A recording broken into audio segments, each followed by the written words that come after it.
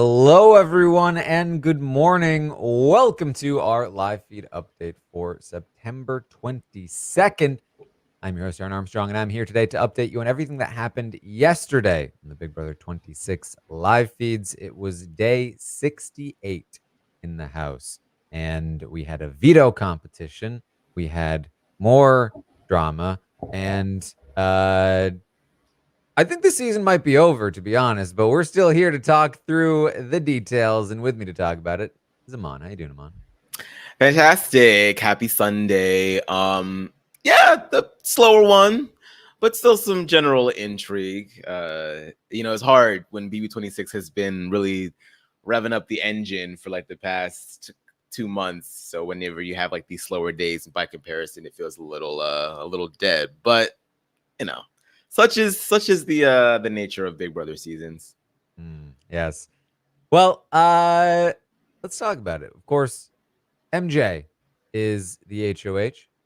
She nominated Angela and Kimo, with Angela as her target because she's a silly goose. And she is really hoping that the veto is not used, not won by anybody, so that she doesn't have to renom Rubina or maybe Leah if she really has to. And so to that end, she is, hoping that veto is won by somebody that won't use it. Yeah, I mean, she done promised so many other people that she wasn't going to put them up, so she kind of put herself in a really limited position. I mean, it doesn't really make much sense to go after Leah because Leah's in her corner. Even though the rest of the house wants Leah out. It doesn't really make sense to go after Cam and by extension Chelsie. And Kimo and Rubina are the people that have won the least out of anybody that's left. With the exception of Cam, because I think Cam, Kimo, and Rubina all have one competition win each. But it's believed that Cam at least is more capable, even though Mackenzie was kind of ragging on Cam a little bit to like pull his weight yesterday. But she's kind of in a tough spot. So not having to get any more blood on her hands, as they say, would be the most opportune for her right now. Well, that's what she thinks. I disagree, but I think once again, anything that will even accidentally prevent her from continuing to make the blunder that she's making, I think would be great. But in her mind, she would love to do exactly what Aman said. Just don't have to do anything else. It would be great for her. Yeah. We do get a veto draw, and Rubina is the one who is not chosen to play in the veto. As luck would have it for Kimo. Wouldn't you know it? Yeah. No Rubina in the veto. And MJ chose Cam to play instead of Leah, as she felt like Leah would have expected for her to choose her, but instead she chose Cam. So Leah did end up getting chosen anyway, but MJ comments that Leah's face kind of dropped when that happened. Yeah, I mean, if I'm Leah, I would expect to be chosen by Mackenzie. I mean, Mackenzie, the relationship is kind of weird because, like, Leah has definitely campaigned for Mackenzie to go. But then on the other hand, like, they are seemingly like all smoochy BFFs in each other's faces. And so it just feels like you never really know which way it's going to go depending on the circumstances. But at the end of the day, in terms of a veto draw, like, we're getting down to the wire. So it's like you can easily make the excuse of like, oh, well, there's only, so many of us anyway. We're all about to play. So I just figured if I didn't choose you, you'd probably get chosen anyway. Like, so, bit of a face drop, but what are you going to do? What are you going to do? Chelsie does talk to MJ, and sort of as expected, that she's going to try to convince MJ to backdoor Leah if they have that option this week. MJ pretty firmly is just like, no, it's not going to happen. I don't want to do that. Listen, I want Leah to go. I just can't be the one to do it. So you do it next week, and then we'll be set. And so they talk a little bit about that. They start talking about, like, they do this thing where they're like, they try to convince each other that oh, Cam's gonna pick you in the end. No, he's gonna pick you in the end because he likes you more. No, he definitely is gonna pick you in the end. Yeah. I mean, the fact that Mackenzie does not want to put up Leah because she doesn't trust Cam nor Chelsie to not vote her out. Well, they're pitching to vote her out. Yeah, so it's like, I if you feel like they're like so tightly locked in that they would go after Leah, I mean, one would think that the logic would then follow through that Cam would probably choose Chelsie over you in the end, which I'm not necessarily sure is true, but I can understand certainly why Mackenzie feels that way for sure. Well, Cam and Rubina do have a brief conversation. Their relationship still is not super developed, but more developed certainly than his relationship with Kimo at this point. And something that is still being somewhat worked on. This to me, like, if Cam wanted to change the course of the game and maybe win, it's probably with Rubina, something like that. Because it's looking a little dire elsewhere at the moment. But they kind of joke around about how, like, yeah, how did we even make it this far? Like, Yeah, we're not really winning things. We can't really win in the end, probably. And Rubina's like, well, why don't we just go to the end together, Cam? And so, just keep tracking the Cam Rubina relationship. At this point, it's feeling like it's not going anywhere, but I just want to make sure you're aware of it.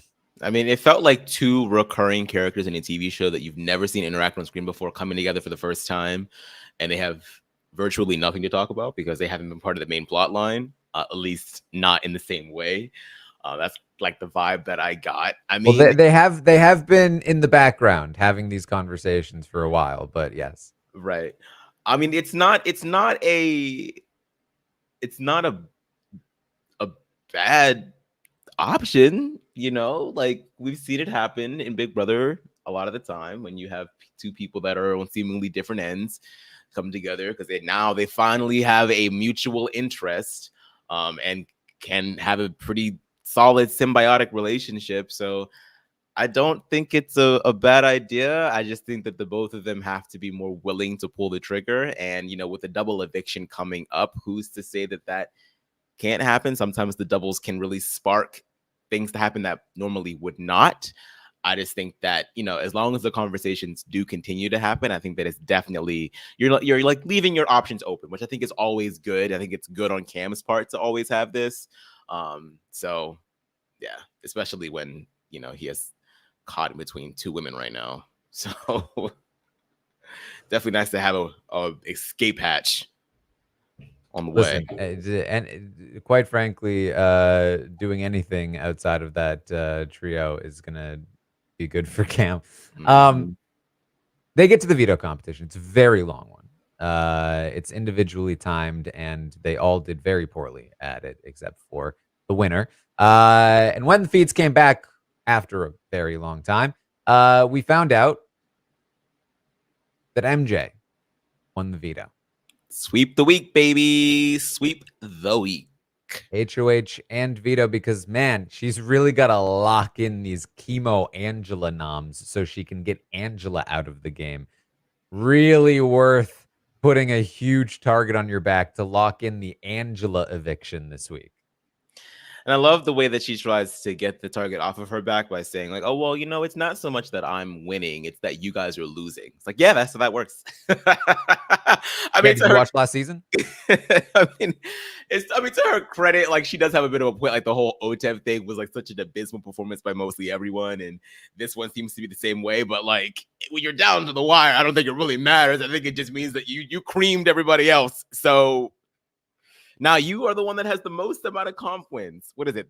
5 now? 6? They're saying 6 because they love to count the AI arena, but I don't. So I mean, but hey, in their minds, a win is a win. So yeah.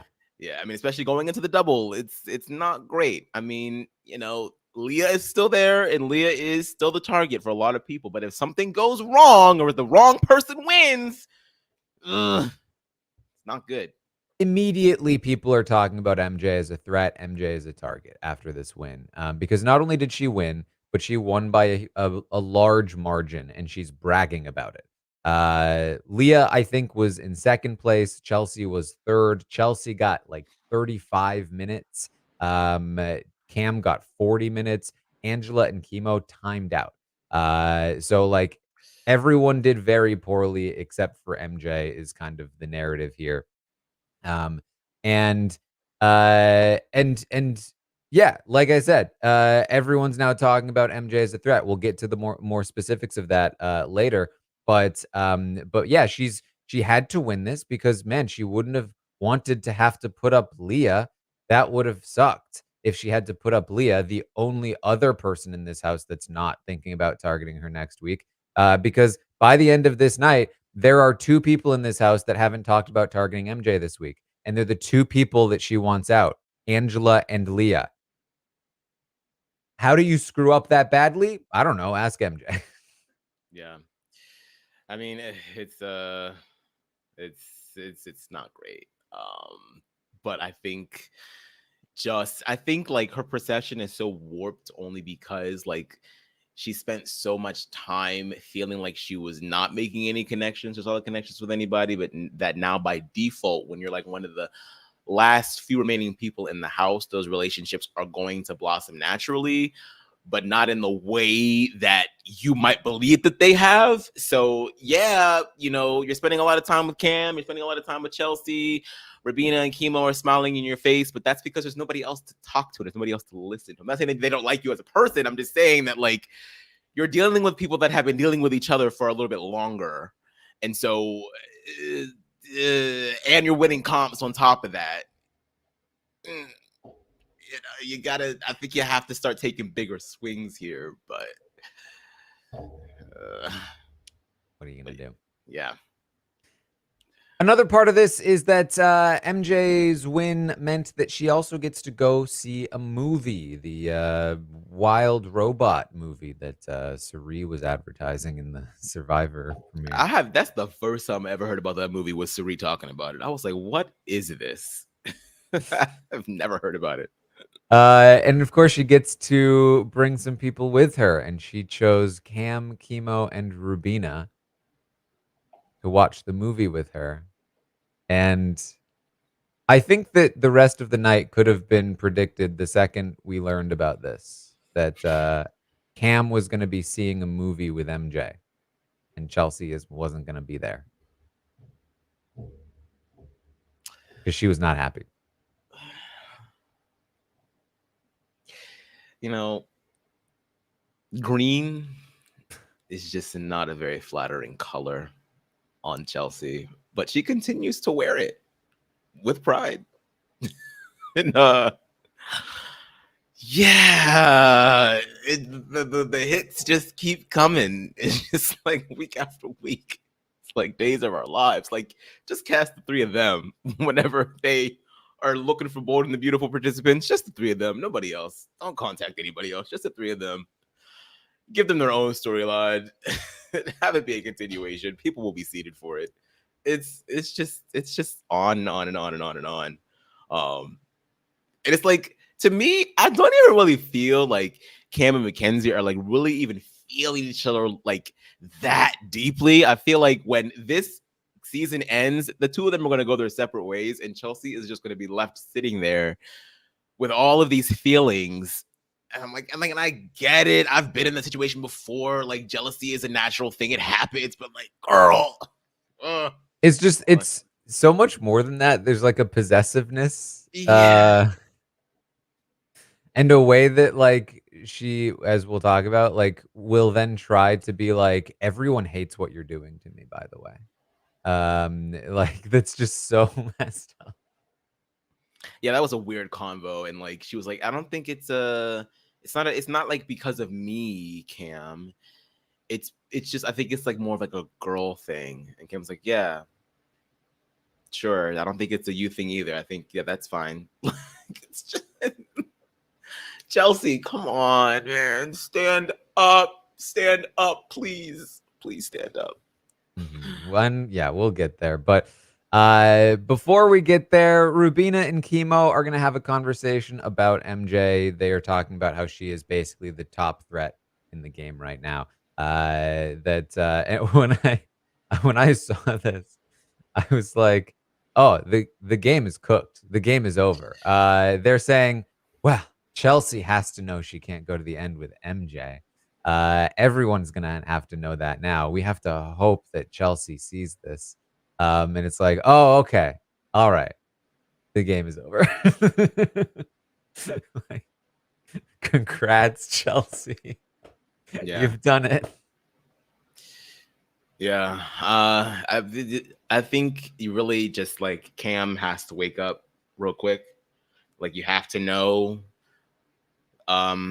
that there is the window of opportunity is drastically shrinking for you, especially with this double coming up. Like you got to start thinking about like, and I know that those thoughts are already there because like Chelsie tires you out. So it's like you feel like this like small sense of loyalty to her, which I understand and I respect. But at the same time, if you're going to be self-interested, like you, Rubina, Kimo, y'all got to start talking more. It just has to happen if you want any shot of taking this home. Like Leah should not be where you are setting your sights on next week if she's not to win this double. Like you got come on, wake up, please. Yeah, basically they say MJ's the new Tucker. And they have to get her out. They would love to get her out as soon as next week if they can, but they're not sure it's possible. And they'll talk a little more later about that as well. But Angela, in the meantime, recognizes that MJ is not likely to use the veto. She made these nominations for a reason, so she's going to start her pitches. She pitches to Chelsie, which is a good shout, but it's not going to go anywhere. Chelsie already doesn't want Angela out over Leah, at least. So really, the pitch is to can you get the veto used is the better pitch, but Chelsie already wants that. Angela kind of cries to herself after, and then talks to Kimo a little bit, and he hugs her and comforts her a little. Which like, why does Angela love Kimo? It's this. I mean, it was a good run, Angie. It was a good run. I was starting to believe that there was a world in which I knew there was a long way to go, but I was like, okay. With each week that passed, that kept getting used and everything. I was like, okay, this is looking a little up, but I think the 9 lives are out, literally like 9 lives, because she's like been saved like a bunch of times and she's won HOH when she wasn't safe. Like it's been a hell of a run. And I think that she should be very proud of herself and they were talking about it yesterday. Like it's kind of hard, being the oldest person there, and not really necessarily having a lot to relate to with all these younger kids. But she held her own, not always stably and mentally in the best ways, but she did her thing. And she brought a lot to the season. So I'll actually be very sad to see her go. She should be proud of herself though. It's just this was just a rough week, and it was poor gameplay on MJ's part that ended up getting you out. So yeah, MJ tells Chelsie and Cam it's finally time for Angela to leave. And how poetic is it that she is the one to finally make this happen? And I was thinking about this, and she's right. It is poetic that one of the first things we saw in the feeds was MJ talking about Angela needing to go, and then Angela does the crazy eyes and becomes MJ's sworn enemy, and then after a season of them both staying in the game, MJ waited until it was the absolute worst move she could make to take out Angela to finally get that shot in. She waited until Angela was an ally of hers that she really desperately needed, and then finally got rid of her. Especially when you're so like they're all talking Poetic. about the double. The double's coming. Like if you're really thinking about, like, if you're a fan of the show, you're a fan of the game, think about like where the double would actually make sense. If it hasn't happened thus far, where does it now make sense to put the double? Given when when the end of the season is going to go, because they give you a time frame of when the season's going to end. So you got to know that the double is coming. Why now? When you can't play next week. Why? And Angela is capable of winning comps. It's not like she's, the stereotypical older house guest that never wins anything. She has won, and she's won it multiple times. Like, come on. It's like a show like Avatar: The Last Airbender or something, where like they team up with like the villain, like Zuko, and like they're like hanging out, and then they become friends, and then they're allies, and then they're fighting against the big bad. But then at the last moment, Aang is like, "Actually, I always hated you, Zuko." Yeah. Betrays him and then tanks all of their chances. Oh, just think about how that would have. Oof. Azula would have tapped that ass. That would have been season 3. Oh my! Like, it was worth it. Yeah. I played the long game. I got you. Yeah, you definitely the last airbender now. But yeah, I mean, look, it's yeah, it's unfortunate. I mean, it's you just try to win that veto, MJ honey. Try to win that veto. So MJ's gonna again brag about how far ahead she was in the competition, which gets them talking about how everyone else did so poorly in the competition, and then that kind of turns into Cam and Chelsie bickering about how each of them did, and how Chelsea's upset that Cam never compliments her enough. And Cam's like, "What do you mean? I compliment you all the time." She says, "No, you don't. You never compliment me." And then they're like, "What do you mean? Like, haven't I complimented your fit before?" And she's like, "That's not enough." And he's like, "No, I've said like you look good." And she's like, "I don't even care though.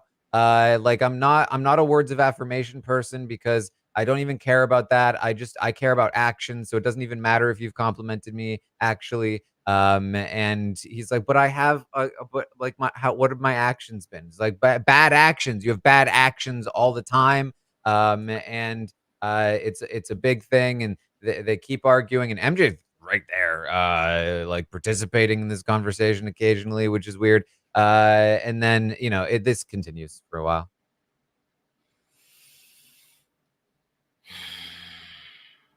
I just Chelsie. You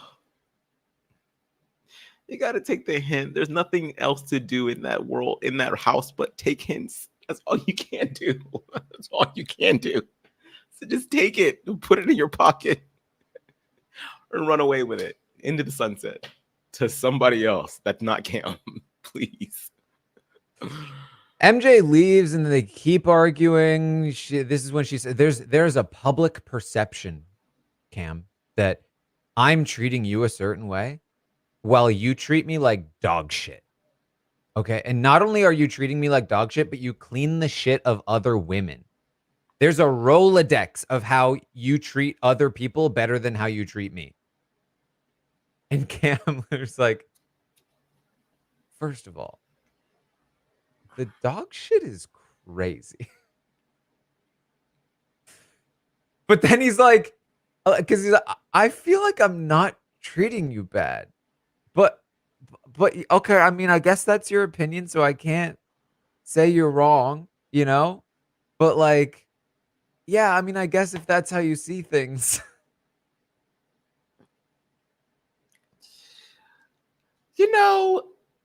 A piece of me, and I don't want to be victim blaming here, but a piece of me feels like Cam kind of enjoys these arguments a little bit. Oh, he does not.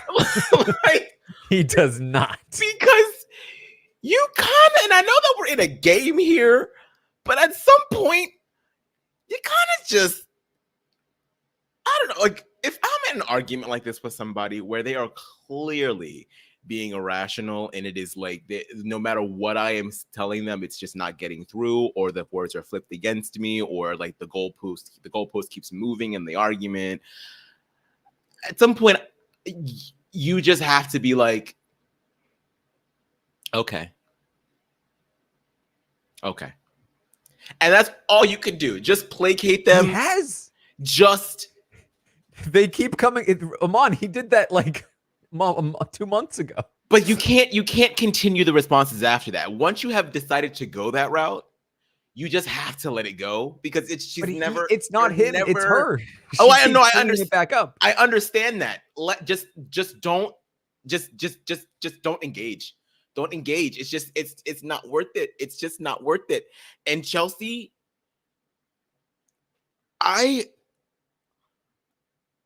she's down bad. It's like bad, and it's like if you honestly were interested in somebody, I don't understand why. Like, what do you think is going to be attractive to somebody else? Because if this is how you engage in arguments, why do you think anybody would want to be around that in a romantic sense? It's crazy. It's absolutely crazy. The man can do no right in your eyes at all. Even when he's spending time with you and only you, it ends up being about somebody else. She wants something that doesn't exist is the problem. That's why, like, there's no right, because the right would be him being romantically interested in her, and it doesn't appear that he is.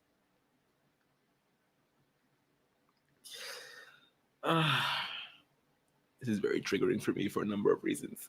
Good luck to everybody involved. God bless them all. That's all I can say. That's all I can say. Yeah. This conversation continues for a while. If you like punishing yourself, you can watch it if you want. There's plenty more. They do eventually get around to talking about strategy. He continues to reassure her that he is loyal to her. He is planning to bring her to the end, so on and so forth. And perhaps in part, in a way to sort of convince Chelsie that he is in fact with her and not MJ, or perhaps because he is actually thinking this. Who knows at this point? He does start talking about targeting MJ next week in the double if there is an opportunity to. For instance, if Leah wins the veto, MJ as the backup target makes sense for them. Why would they take out Kimo? Why would they take out Rubina instead of MJ right now if they have the opportunity? Makes sense. I mean, again, Kimo and Rubina haven't really been doing the best in comps. And both of them want Cam and Chelsie in the game. So 1 + 1 is 2, I just feel like, we're kind of like entering the end of this with it's like the battle of the duos sort of in a way. You got like Kimo and Rubina, you got Leah and MJ, you got Cam and Chelsie, and you also got Cam and Mackenzie, and you got Chelsie and Mackenzie. Like the overlapping double triangle Venn diagram battle of the duos. Here for it. Mm-hmm. So Rubina is going to talk to MJ and spill most of what Leah told her the night before. We mentioned this was likely going to happen.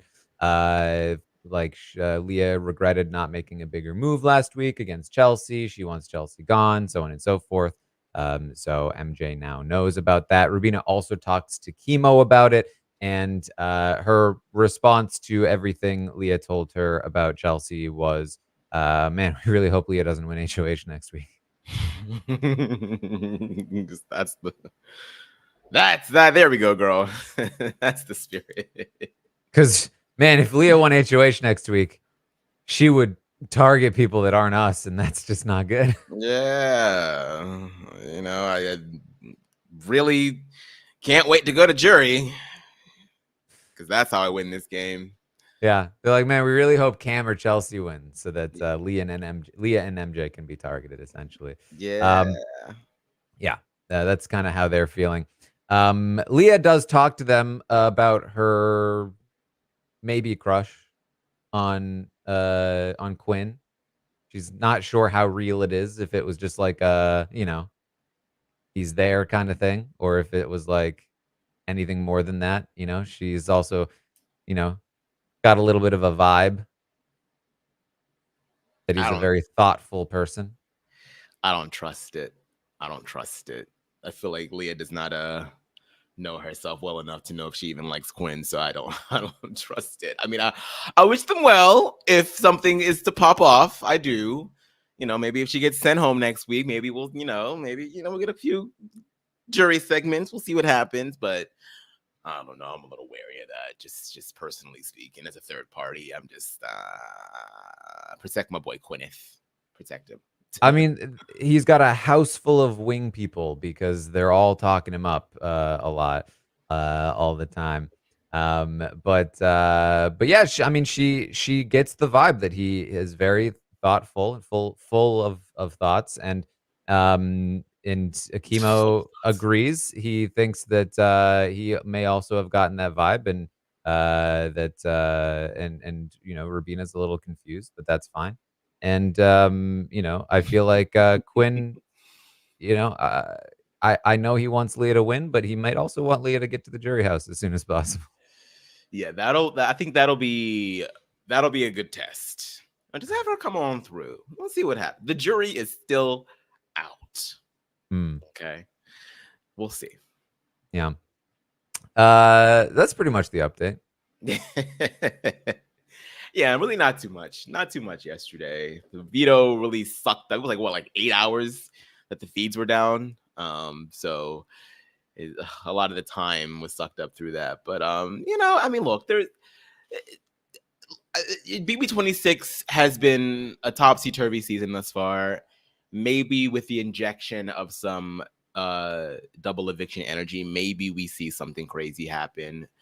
Who knows? Maybe we could see a Rubina HOH, and maybe she's like, maybe we see something happen between her, Kimo, and Cam that doesn't involve getting Leah out.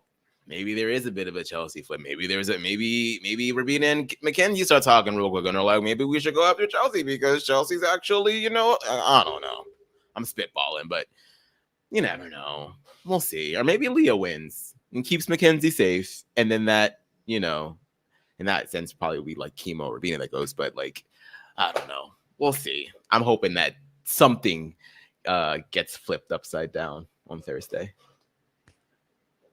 We'll see indeed. Well, tonight there will be an episode. Find me over on Twitch, twitch.tv/Taran Armstrong. We'll be watching. And then after the episode recap back here on the podcast. So tune in for that. Tomorrow morning, I'll be back 11 a.m. Eastern to update you on everything that happens today on the Big Brother 26 live feeds. And we'll keep this all moving. Also, check out our circle coverage, Survivor's going on. Check out the scripted stuff. What do you got going on? You can follow me everywhere at Aman Adwin. I have my podcast with Matt Lagori, The Diary Room, where we've been doing a gauntlet style, 6 players in, 4 players out to determine the best Big Brother player of all time. That is going to be taking us multiple years. So join us over there at Diary Room Pod. And that's about it. All right. Well, thank you all so much for joining us here today. And I will see all of you next time.